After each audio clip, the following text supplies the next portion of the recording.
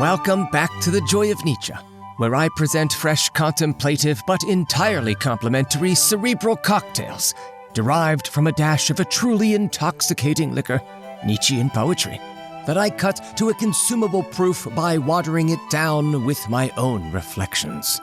May this dilution make the Nietzschean draft more palatable, yet still potent enough to induce, quote, a delight and power of self-determination, a freedom of the will in which the spirit takes leave of every wish for certainty, maintaining itself on light ropes and possibilities, dancing even beside abysses. End quote. If one's feet are mired in the metaphorical muck of some modern morality, dancing on ropes and near abysses cannot be done, at least not well or safely. So let's dig out our feet by digging into Nietzsche's short poem, To the Virtuous. Lift our feet lightly. Let our virtues not slow. Like Homer's verses, they must come and must go. Here, Nietzsche focuses on feet. They are the base of our fastest, most powerful system of movement, after all. And since to Nietzsche virtues are actions, feet are great symbols of virtue. They literally lift us up from the earth while connecting us to it, and in moments of joy, they can drive us to dance, an act Nietzsche often praised. Clearly, dancing requires light feet, but it may be said that today the feet of many are heavy laden with leaden virtues. Many modern folk loudly and frequently proclaim the deep contemplation of their virtues before every action, if they act at all. Nietzsche calls these over-ponderers of supposed virtue Plumpfüßler, a term playfully translated as ponderipeds.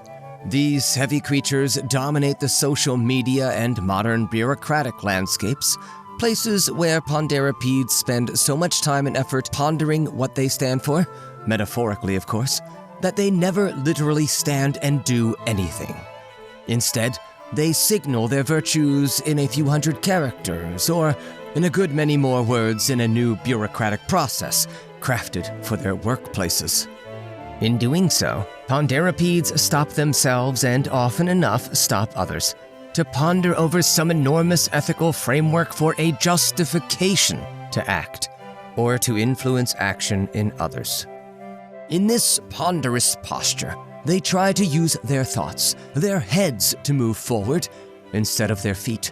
An impossible act that Nietzsche says looks like an elephant struggling to stand on its head.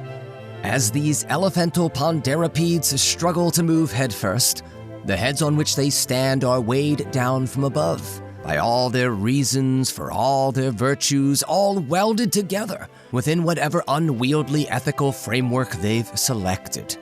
Naturally, under this burden, these beasts sink into the ground headfirst, pondering their values while their very eyes, their view of reality, becomes smothered beneath the muck into which they sink almost unawares. Nietzsche even goes so far as to suggest that the behavior of ponderipeds is inherently dishonest, because, quote, honest things, like honest men, do not carry their reasons on their sleeve in such fashion. It is not good form to make a show of everything.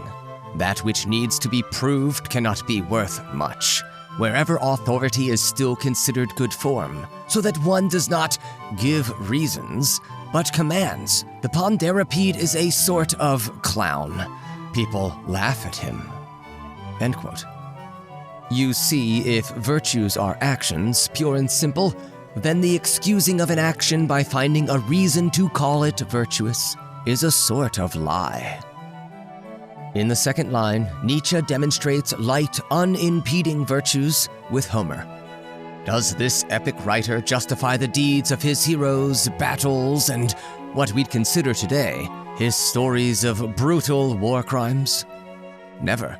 In fact, the virtues that drive his verses come and go, to the point where modern readers who obsess over consistency and the link between virtue and action can't help but, quote, hunt down every contradiction, every hint of a contradiction, wasting their life shredding and sewing back together the Homeric rags that they themselves first tore off the magnificent original garment." End quote. One may ask at this point, how can I enjoy life without consistent rules of engagement? Virtues are these rules, and thus they cannot lightly come and go. For I cannot enjoy any present moment if it is the threshold to an uncertain future. Nietzsche might reply, fine, create your, quote, constraints, laws, necessities, and consequences, etc. For must there not be that which is danced over, danced beyond?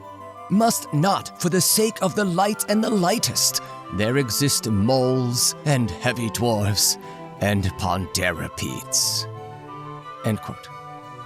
So, will you lift lightly your feet, your arms, your whole being, such that your virtues become the actions of a Homeric dance that propels you over and beyond the ponderipeds and their principles, and thereby dance past the very problems they ponder?